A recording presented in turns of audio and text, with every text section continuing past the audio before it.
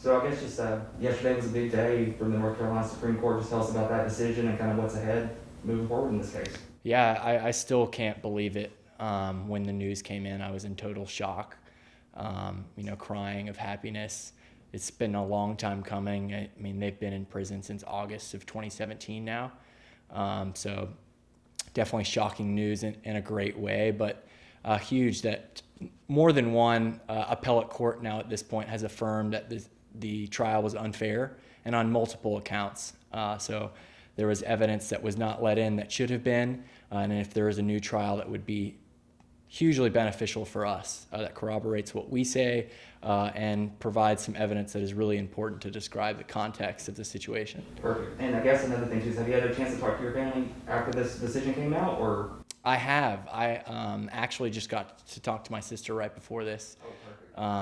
And she's obviously unbelievably happy. And when she first got delivered the news, just, kind of collapsed.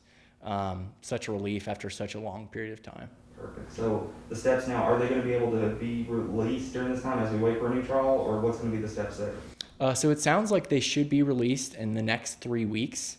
But I know the attorneys need to meet about a potential new trial or if there's a plea, et cetera. So, but we're hoping that they'll be out in the next 3 weeks and we'll finally be back together again. Perfect. And I guess another thing too is, some of the links that you shared with me, the national notoriety that this story has had, just tell us about how you've been able to keep positive during these times. So I know you'll see these reports and some things maybe get said or whatever. What has been your mindset to kind of keep a level head as you got to yesterday? Yeah, I think one thing that has really helped me is when everything happened. So I was at the full trial, and I was there when they came out with the conviction and they were sentenced. And I was with my dad, and he told me, I need you to be a good son, a good brother, a good husband, and a good father. And just keeping that in the back of my mind every day, that they need me to be positive.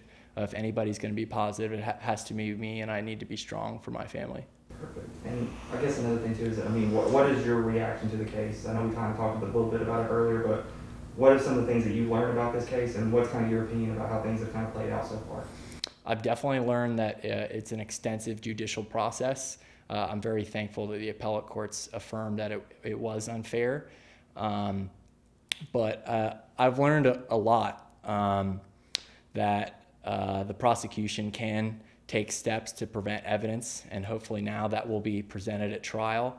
I think it's crucial. One of the pieces that was omitted that the appellate and Supreme Court admitted should be allowed in the trial was from the kids' statements, where they corroborated what Molly said, explaining why the paver was in the bedroom, which was considered the weapon in this incident, and also explains that there was abuse in the relationship.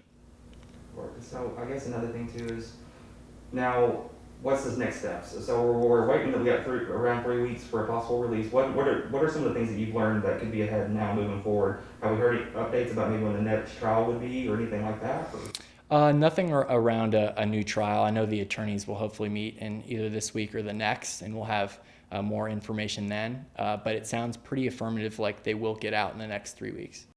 Or are they going to be coming back to Knoxville? Yes, it will be back home in Knoxville. And I guess that's another thing too. How's the support been in the Knoxville area? Like you said, lifelong Knoxville residents, the situation happening in North Carolina. Kind of following back to the other question I asked, just about the support in the community here in Knoxville for the family. Just what do you have to say about that, how that's been?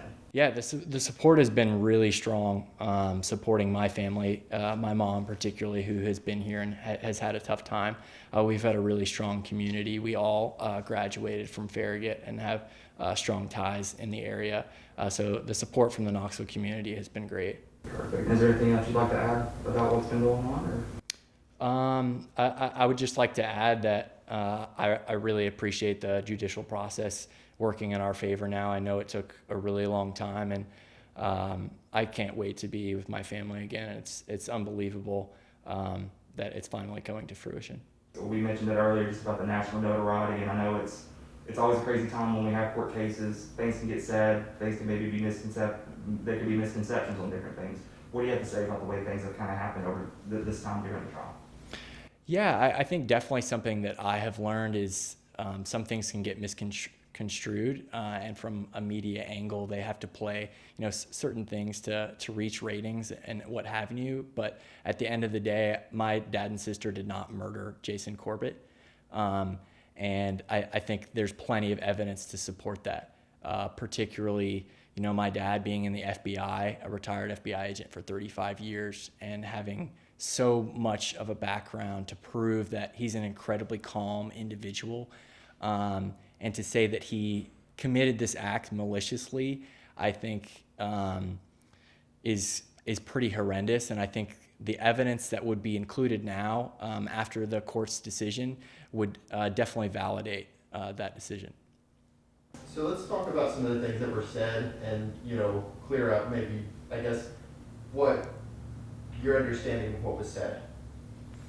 Yeah, so at the trial, when everything came down on August 9th, I was definitely in shock, and Molly and my dad were pretty hysterical. It's definitely something that's tough to swallow. And one of the things that Molly said when they were sentenced was, "I'm so sorry that I screamed, Mom. I wish that he had just killed me."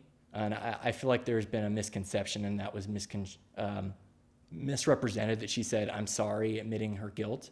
And that was definitely not the reaction. If anything, she felt guilty that her dad was tied in to the situation.